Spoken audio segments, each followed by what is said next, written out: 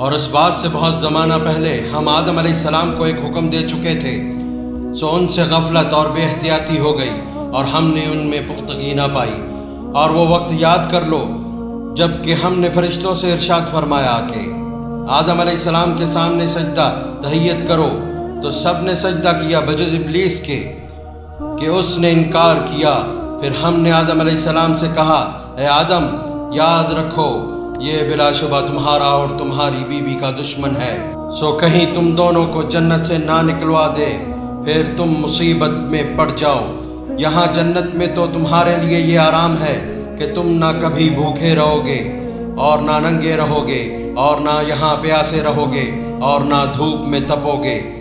پھر ان کو شیطان نے بہکایا، کہنے لگا کہ اے آدم، کیا میں تم کو ہمیشگی کی خاصیت کا درخت بتلاؤں اور ایسی بادشاہی کے جس میں کبھی ضعف نہ آوے؟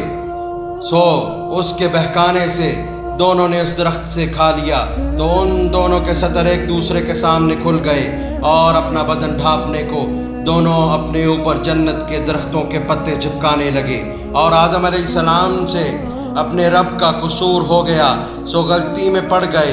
پھر ان کو ان کے رب نے زیادہ مقبول بنا لیا، سو ان پر توجہ فرمائی اور راہ راست پر ہمیشہ قائم رکھا۔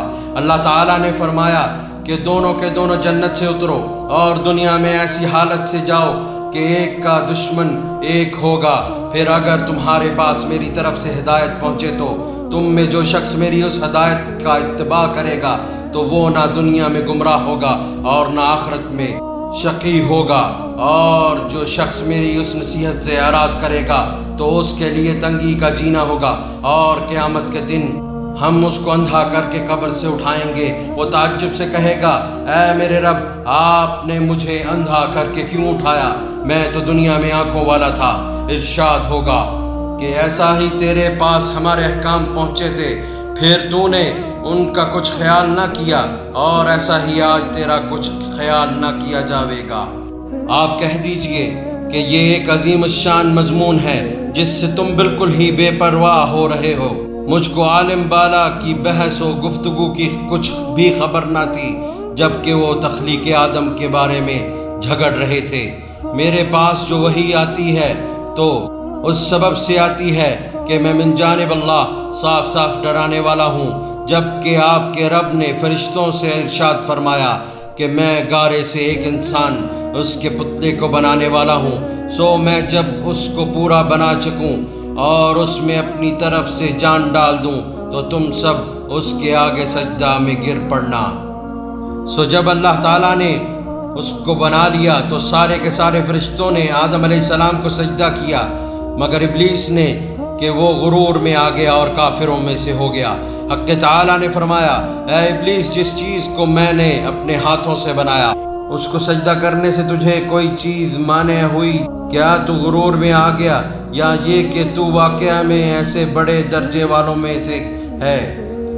کہنے لگا کہ شک ثانی واقع ہے، میں آدم سے بہتر ہوں، کیونکہ آپ نے مجھ کو آگ سے پیدا کیا اور اس آدم کو خاک سے پیدا کیا۔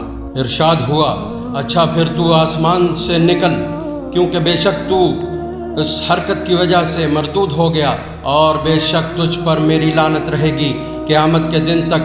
کہنے لگا، تو پھر مجھ کو مہلت دیجئے قیامت کے دن تک۔ ارشاد ہوا کہ جب تو مہلت مانگتا ہے تو جا، تجھ کو وقت معین کی تاریخ تک مہلت دی گئی۔ کہنے لگا، جب مجھ کو مہلت مل گئی تو مجھ کو بھی تیری عزت کی قسم میں ان سب کو گمراہ کروں گا بجز آپ کے ان بندوں کے جو ان میں منتخب کیے گئے ہیں۔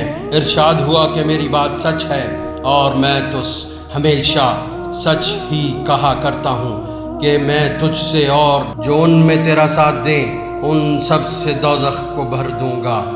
آپ کہہ دیجئے کہ میں تم سے اس قرآن کی تبلیغ پر نہ کچھ معاوضہ چاہتا ہوں اور نہ بناوٹ کرنے والوں میں سے ہوں۔ یہ قرآن تو اللہ کا کلام ہے، بس دنیا جہان والوں کے لیے نصیحت ہے، اور تھوڑے دنوں بعد تم کو اس کا حال معلوم ہو جائے گا، یعنی مرنے کے ساتھ ہی حقیقت کھل جائے گی کہ یہ حق تھا۔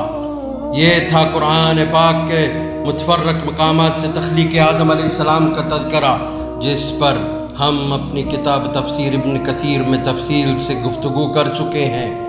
یہاں پر ہم ان آیات کریمہ اور اس سے متعلقہ حدیث رسول صلی اللہ علیہ وسلم کا مفہوم بیان کریں گے۔